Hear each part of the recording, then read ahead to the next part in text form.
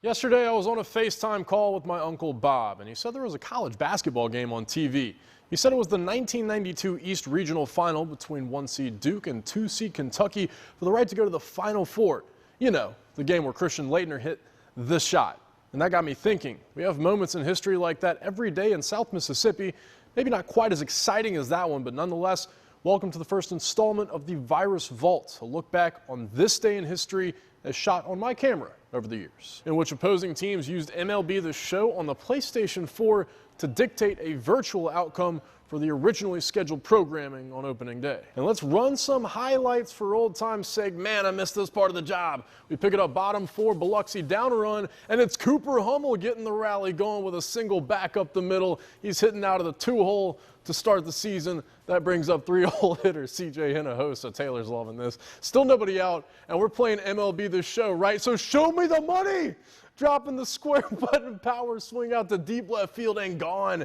Hit it that far. Best Buy going to throw in the extra controller for free. 2-0 Shuckers lead and counting. Now it's Jake Gatewood breaking out the big stick on opening day. Mistake pitch right in the heart of the zone, and he hits it to the base of the wall out there in left center. They're giving Gatewood a 53 on speed, but that's plenty good enough to get to second standing up. Next batter, Weston Wilson stepping in. Yes, he will, son. Turns one inside out to the gap in right center, and this pitch is off the dirt, going to bounce out of the stadium just like I'm trying to bounce out of the year 2020. It's the start of the coronavirus pandemic. At-home sports have become a new way of life. People finding creative ways to play for the love of the game, or maybe just to stay in shape. Or maybe, if you're News 25's Jeff Haeger, you need some live sports in your Monday segment. And if you're News 25's Taylor Rubach, you're out to prove to the world you can play any and every sport in high heels. It's the inaugural News 25 Home Run Derby starring Taylor Rubach, the former varsity softball player who just screamed, and Jeff Haeger, who played just 1 year of organized baseball when he was 12 and just so happened to have some wiffle balls and a bat in the trunk of his car, just like any normal grown adult would. Needs just one more to match the 4 pull shots from the Slidell Slugger, but Taylor doing everything in her power to distract Jeff. Now Jeff countering with a questionable looking bat twirl, perhaps losing focus, or maybe the moment never too big for the sports guy. It's high and deep, and that's a G+1 that's gone. And that's how it ends, a 4-4 tie for Jeff and Taylor in the inaugural derby, complete with a shoulder bump at the pitcher's mound and some pretty strong accusations from Miss Rubach. Jeff cheated. It's October, which means no more heat timeouts here on the News 25 Friday Night Showcase alongside Grace Boyles. As always, I'm Jeff Haeger. And Grace, this is just one of those weeks where we could have flipped a coin on a game of the week. So let's do that. All right, looks like it landed on heads, which means Jeff. It was tails, you lied, but. Now, Grace, you ever see that show Brooklyn Nine-Nine where they say 9-9? Well, how about KK Kendrick? KK 99, 99 yards. Say it with me. 99 yards. And he's never even touched. Lady Pirates want to talk about it, and while they do, we're going to need a popcorn refill with extra butter. Booker again with the ankles, and watch her weave in and out of traffic like Vin Diesel in a Dodge Charger. Layla Walker on the finishing end. There's ever been a signing day ceremony that looked more like a gender reveal. Look no further than Harrison Central's Jaden Burney and her surprise softball commitment. 5 shirts on the backdrop, but it's down to the 2 on the left. Jones College and Chipola College. And here's the moment of truth.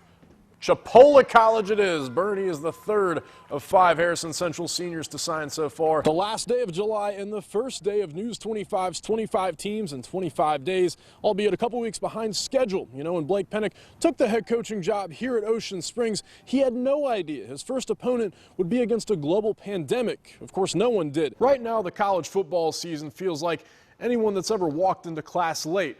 All eyes on you, wondering why you were late. Except in this case, all eyes are on college football, wondering if it'll be late and when we'll know if it'll be late. After a long summer of wondering if or when college football would even happen this season, Southern Miss lined up as the first FBS versus FBS game of the entire season Thursday at the Rock. As for what college football would look like, well, not very good for the Golden Eagles. They couldn't run the ball all night and got burned by several defensive miscues. The end result was South Alabama ending a 15-game road losing streak at the expense of the black and gold, thus ending perhaps the most extensive search in the entire country. As first reported by News 25, per multiple sources, USM is set to hire Tulane offensive coordinator Will Hall. There are times in life when sports and human rights both have green lights through the same intersection. Professional athletes have some of the loudest voices in the world, and they can be used as a vehicle for change. New Orleans Saints quarterback Drew Brees used his voice on Wednesday, and other star players used theirs to respond. Heartbreak doesn't have to be defined by a miracle or a no call for a 13-3 Saints team that really could have used that first-round bye. Instead, this time, heartbreak is an overtime loss to the same Vikings team to put them out of the playoffs 2 years ago, with the league's all-time leading passer watching helplessly from the sidelines, rendering Taysom Hill's second-half takeover all for naught. Hey, Grant, well, as you can see, like you said, here at Milner Stadium, they're starting to do some warm-ups, prep the band, all that good stuff for what's their first game since the month of September. Now, think about that for Gulfport, coming off a 4 overtime loss on the road at Brandon. That's like a 3-hour drive. You got to sit on that for not 1, not 2, 3 whole weeks due to quarantining, due to COVID. So here we are, and you come back against your biggest rival, Harrison Central. All-time, Gulfport leads the series 36-6, but the Admirals haven't seen a Harrison Central team quite like this. Breck LaFleur decides to keep it himself, and that turns out to be the right decision, keeping that Picayune defense honest, but not honest enough. Keywan McGee loving the way you lie on the ground. Big tackle for loss from the junior, and that drive would stall, leading to a Gulfport punt. Now, Grace, here's where I would bring you to the trivia part of this show. Do you think this play is A, a fake punt, B, a Picayune safety, C, Picayune touchdown, or D, other? Safety. I'll let you think about it. But it's not a fake, and it's not a safety, as Matthew Meyerchick picks it up and punts it, only to be returned by Nick Doan for a Maroon Tide touchdown ever in your life. If you're the top high school football player in all of Mississippi, if you're George County's McKinley Jackson, signing your national letter of intent is like signing a blank check. An all-you-can-eat buffet of SEC schools on your plate, but you can only use that to-go box on just one item, just one school, just one Texas A&M bucket hat to wear for the rest of your life. I'm gonna make it short, sweet, and simple. But for the next 3 to 4 years, I'll be attending Texas A&M. I knew I wanted, like I said, for a year now, and no, that was kind of shots thrown at me, trying to knock me off my path or what I wanted. But I stuck to it towards the end. The man knows how to keep a secret, doesn't he? He does. If I want to tell somebody something I want to know, I'm going to tell McKinley Jackson, because he can keep a secret pretty good. 4 hats made the table on McKinley Jackson's National Signing Day ceremony, those being LSU, Auburn, Alabama, and Texas A&M. The 3 to his right have a combined 9 national championships since 2003, but in that long-awaited moment of truth, the one to his far left is the one that felt like home. I thought about what can Texas A&M do for me. I started football, and they had a best program, best alumni.